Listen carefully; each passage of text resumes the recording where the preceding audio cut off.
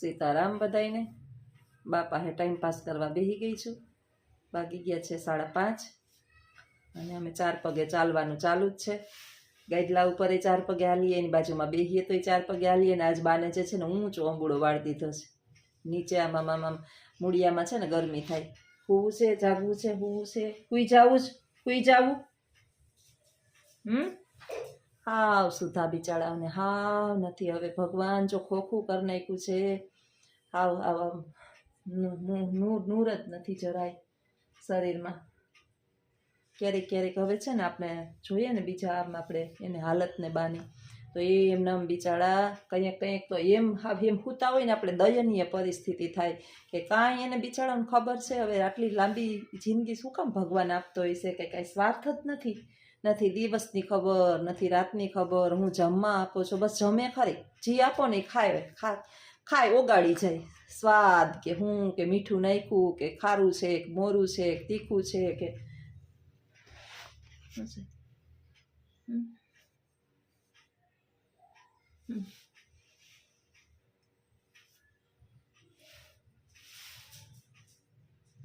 3 વખત નવડાવ્યા. અટાણ થયું ને તો 3 વખત નવડાવ્યા, પણ ચા પીએ ને ખાઈ ને કંઈક કરે ને એટલે માખી એની બાજુમાં આવે. આપણે ગમે એટલું ધ્યાન આપીએ ને તોય 4 પગે જ હાલવું છે. હાલીમાં જાવું. સ્થિરતા જ નથી જીવનની અંદર. સ્થિરતા જેવી ચીજ જ હવે રહી નથી. બિચારાને ધલવલાટ ને બધા એમ કહે છે કે જ્યાં સુધી ધલવલાટ છે ને ત્યાં સુધી મુક્તિ ન મળે. અમારા એના વેવાણ છે ને એ ગુજરી ગયા ને તો એમ કહેતા હતા એના ઘરના બધા, જો મને હાથ પકડે, હું બા આવતા રહ્યો હાવ સ્થિર થઈ ગયા હતા. એના આ હતા ને હાવ સ્થિર થઈ ગયા હતા. ખાતા કે પીતા કે કાંઈ બોલતા કે કાંઈ નહોતા કરતા. અમારે હજી ધલવલાટ બહુ છે. હા આમ થાકવાનું નામ નથી લેતા. આમ શરીરથી થાકી ગયા પણ હજી ધલવલાટ જ કરવો છે. બીજું કાંઈ જો છે ને. આપને રોવું આવે હવે જોઈ કાંઈ એમ તમે વિડીયો 5 મિનિટ જોવો, હું આખો દિવસ 24 કલાકમાં 5 કલાક નિહાળે જાવ ત્યાં સુધી એનાથી આઘી હોય, પણ મનમાં તો એ જ હોય કે હું થયું હશે ને હું કર્યું હશે ને દીકરાએ ધ્યાન રાખ્યું હશે કે નહીં રાખ્યું હોય.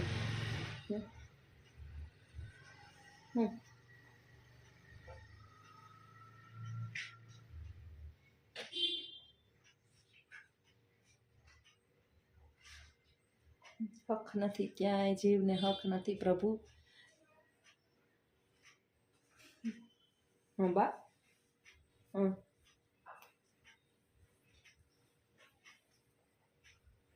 પૂછતુંય નથી હો બિચારાઓને. આપણે એની પાસે કંઈ વસ્તુ દઈએ ને તો પૂછતુંય નથી. ધીમે ધીમે એક ઇન્દ્રિયો તો ફેલ થવા માંડીશ. જો હવે ઘડીક થાય તો હુવે, ઘડીક થાય તો ઉઠે, ઘડીક થાય તો હુવે, ઘડીક થાય તો ઉઠે. ચાપલીને કંઈ હક નથી. હું એની બાજુમાં બેઠી, સીતારામ બધાઈને. એક પછી એક કામ લીધે રાખવાના. કામમાંથી કોઈ દિવસ છુટકારો નહીં મળે. દ્વારકાધીશને પ્રાર્થના કરું કે ભગવાન હવે મને છુટકારો થોડોક આપી દે. ક્યારેક મારી શાંતિની અનુભૂતિ થાય તો મજા આવે કંઈક જીવનની અંદર. બપોરે છે ને હું 2:30 વાગે 2:45 ઉપર બધું હાવ કામ કરી લઉં ને. કામ કચરા પોતાને બપોરે આવીને સીધી ના કરું તો સીધી નવરી થઈ જમી વાસણે કૂટકી નાખું, પછી સીધી થોડીક વાર લંબાવી જાઉં. ઉઠતી હોય ને સૂતી હોય ને ત્યારે પહેલાં વિચાર આવે કે હજી ઉઠીને આ કામ છે. મને વિચારતી હોય કે એવો ક્યારે વિચાર આવશે કે કંઈ કામ જ નથી. ત્યારે પાછો એક વિચાર આવે કે જીવતા છીએ ને ત્યાં સુધી જંજાર મરવાનો જ નથી. મોહ માયા અને આ દુનિયાની અંદર આપણે ફસાયેલા છીએ સંસારની અંદર. એટલે એક પછી કામની યાદી આપણી તાજી થાય જ રાખે. અને એમાંય ખાસ કરીને બહેનોને તો ખૂટે જ નહીં. નોકરીએ જવું હોય એટલે આગલે દિવસે હું રસોઈ કરવી ને એની આપણે તૈયારી કરવી પડે. સરસ મજાની એક સિરિયલ આવે છે કલર્સ ઉપર, જો તમે કોઈ જોતા હોય તો. ક્યારેક હું જોઉં મંગલલક્ષ્મી. સરસ એટલે ટૂંકમાં એક ગૃહિણીની પરિસ્થિતિ કેવી હોય અને છતાંય એના પતિ પાસે એની વેલ્યુ કેવી હોય. નોકરી કરતી સ્ત્રીની વેલ્યુ અને ગૃહિણીની વેલ્યુ. હસબન્ડ જે છે એને શરૂની અંદર જે છે એ પારકીનાર બહુ સારી લાગે, પરંતુ એટલું ચોક્કસ વિચારી લેવું કે જે ઘરની અંદર આખો દિવસ આપણા શેડ્યુલને સાચવતી હોય, આપણી હાજી નાજી કરતી હોય અને બધું જ જે છે એ સમતોલન સાધતી હોય ને, એ સ્ત્રીની તુલનાએ આ પૃથ્વીની કોઈ સ્ત્રી આવી શકે નહીં. એટલે ભણતર જરૂરી છે, પણ સાથે સાથે એક ગૃહિણી આપણે જીવનની અંદર હોવા જ જોઈએ. કોઈ માતા પિતા જે છે ને એ એવું કહે કે મારી દીકરી ભણી છે ને એટલે એને કાંઈ આવડતું નથી. બરાબર છે, હોસ્ટેલમાં દીકરીઓ રહેતી હોય, ભણતી હોય, બહાર સમય પૂરો ના મળ્યો હોય, હાલ જે છે એ એજ્યુકેશનનું ખૂબ મહત્ત્વ છે.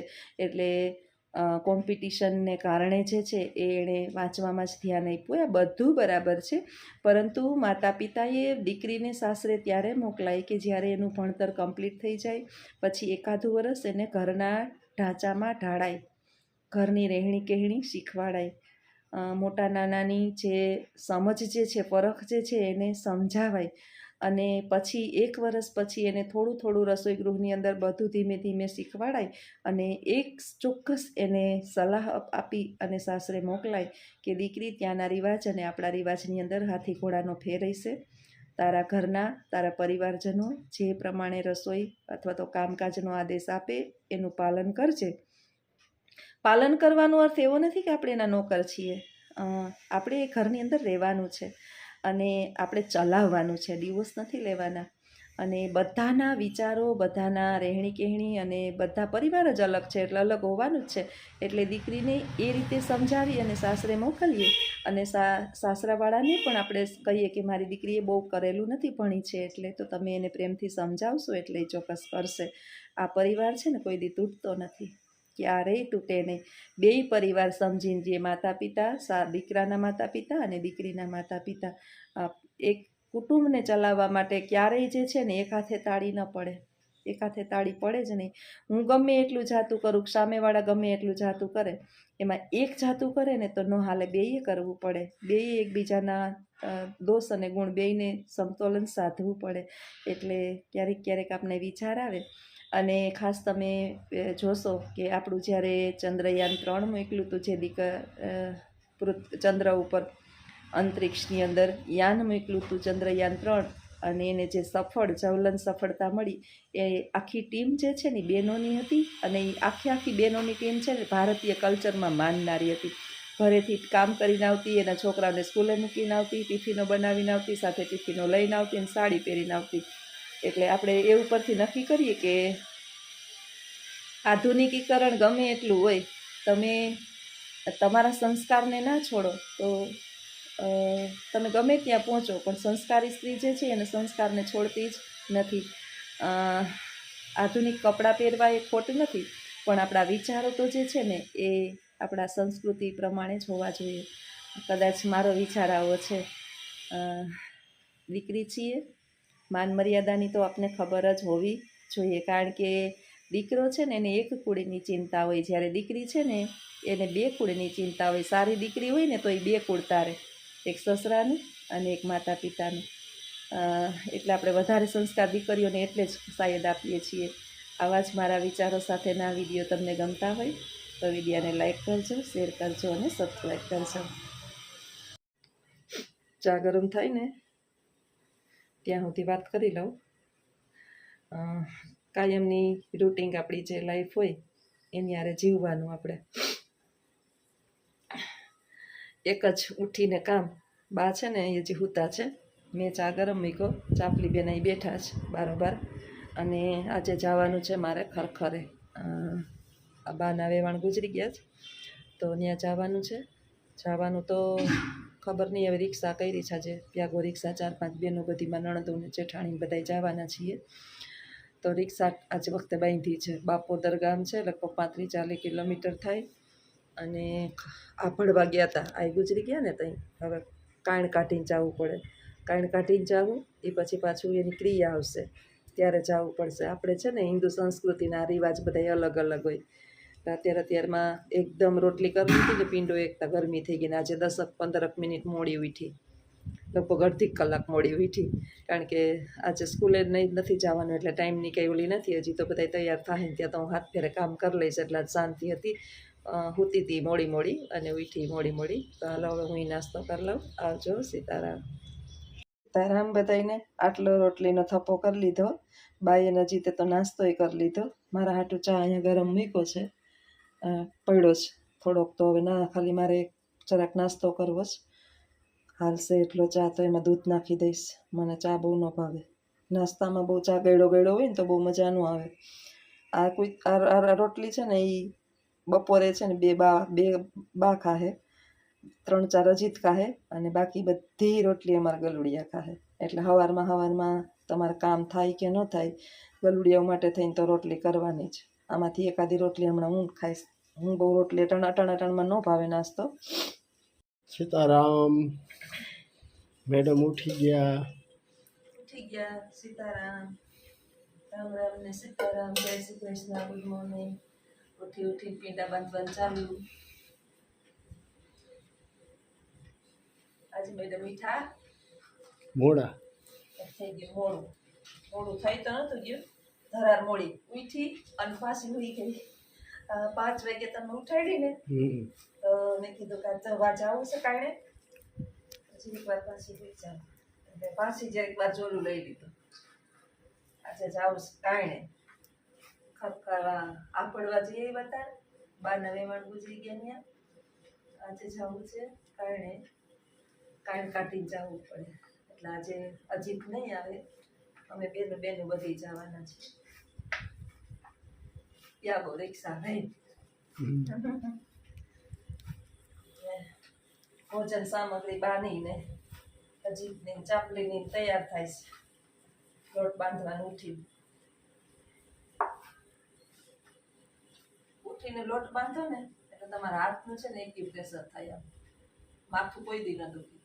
એમ કે પગના ને હાથના તમે કાયમ જામાં એકી પ્રેશર કરો ને 10 મિનિટ 5 મિનિટ. હું તો આ લોટને છે ને વધારે એટલે બાંધવું, આમ પહેરે જ રાખું. આખો દી તો આપણે કસરત ન થતી હોય, પણ આ બાને આપણી કસરત થાય. હૃદય રોગ હુમલો ન આવે. જો કે હુમલા બાયું ઓછા આવે, બાયું અવર આવે પગને હુમલા. કારણ વિનાની બાઈધે રાખે. ખોટા ઝઘડા કરે રાખે. અમારે 2 જણાને કેવું છે, હું બાંધવાનું ચાલુ કરું એટલે મારો ઘરવાળો થઈ જાય બંધ, ચૂપ. ઈ રાયડું નાખે એટલે હું થઈ જાઉં ચૂપ. નહીં બોલો તમે. હા, હવે આજ કે કઈ બીજું બોલવાનું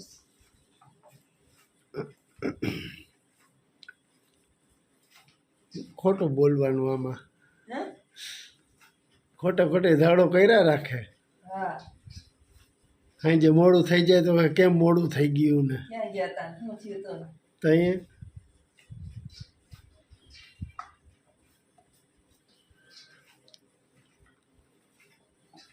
કાલે થોડુંક ઓલામાં વયા ગયા હતા. અમે અમારી બેનનો દીકરીઓના મોબાઈલ ખોવાઈ ગયો તો હતી. હા, કાલે જાવું તું બેહવા. હા, મારા બેનનો ફોન આવ્યો. એ કે અમે આવ્યા નરસંગ કરીએ તો એના ટપુન ભાઈને ત્યાં આવ્યા હતા.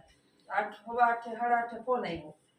બિસાડે હગ આખે કે જમજો અહીં આવીને. હું એને ગુરુવાર છે ને મારે જમવું નથી આજે, તો બાને જમાડીને કે તમારે થોડીક વાર બેસવા આવજો, કે 11 વાગ્યા સુધી બેસું. મેં કીધું કે હજી તો આવી જાય ને તો જઈએ. તો હજી ટાણે તેથી જ મોડો આવ્યો. 10:30 આવ્યો હજી. અમારે એને જજ સાહેબની છોકરીઓનો મોબાઈલ ખોવાઈ ગયો હતો. બોલો 1-2 કલાકમાં મળી ગયો. લોકેશન ઉપર મોબાઈલ મળી જાય ને. કમલાબાગે પોલીસ ચોકી ગયા, હેડક્વાર્ટર ગયા, ઓલા ડીએસપી ઓફિસે, અહીંયાથી એને લોકેશન ગોત્યું. લોકેશન ગોતીને સીધા અમે જેનું લોકેશન બતાડતા હતા ત્યાં ગયા. ત્યાં તરત મળી ગયો અમને. પછી આવ્યા પાછા કમલાબાગે. ઈ મોટા માણસ નહોતો એટલે તાત્કાલિક કાર્યવાહી બધી ફટાફટ થવા માંડી. જજનો દીકરીઓ નહોતો એટલે આપણો તો 2 દી લગી ઓલી શું કહેવાય બધી નોંધવી પડે ને પછી કાર્યવાહી ધીમી ગતિએ થાય ને એ તાત્કાલિક આપણે નિર્ણય ન આવે, આપણો મોબાઈલ તાત્કાલિક ન જડે. હમ. તમારી પાસે કાંઈ પોસ્ટ હોય ને, પદ પ્રતિષ્ઠા ને પૈસો, એ તમારા કામ તાત્કાલિક કરાવે. કાં પદ હોવું જોઈએ, કાં પ્રતિષ્ઠા હોવી જોઈએ, કાં પૈસો હોવો જોઈએ. ત્રણમાંથી એકય આપણી પાસે નથી. કોક દીક થાય અને આપણો મોબાઈલ ખોવાય જ નહીં. આપણો ખોવાય તો પાછો દઈ જઈએ એમ છે કે આ ચોટતો મોબાઈલ ચોટતો મોબાઈલ રાખીને કરવું વળી હું. હમ. આપણો મોબાઈલ હાઈ કેસો ઘેરે આવીને દઈ દે કે 500 રૂપિયામાં કોઈ રાખે એમ નથી. વિડીયો બનાવું તો ઘણી બેનો મને એમ કે બેન કે અવાજ નથી આવતો. અવાજ તો આવતો હોય, મોબાઈલ ચોટેસ મારો. અને આ કોઈ લઈ નથી દેતું મોબાઈલમાં નવો. લખુડાને કા 2-3 દી થયા કહું લખું મારો મોબાઈલ ચોટે એવું કહો. વિડીયો બનાવતા છે ને અવાજ ઓછો થયો, કપાઈ જાય કે ચોટી જાય. મોબાઈલનું કંઈક કર ને આમાં કંઈક હરખું કરાઈ આવ, આમાં જે કચરો ભેગો થયો એ સાફ કરાઈ આવ. મને તો આમાં કંઈ આવડતું નથી. વિડીયા ભેગા થઈ ગયા હોય તો ડિલીટ કર્યા, ત્યાં વિડીયા હજી વધારાના ડિલીટ થયા હોય મને નથી ખબર. હવે કેદી વારો મોબાઈલનો આરો આવે અને કેદી મોબાઈલ ચોટતો બંધ થાય. તો આવજો બધાય. સીતારામ.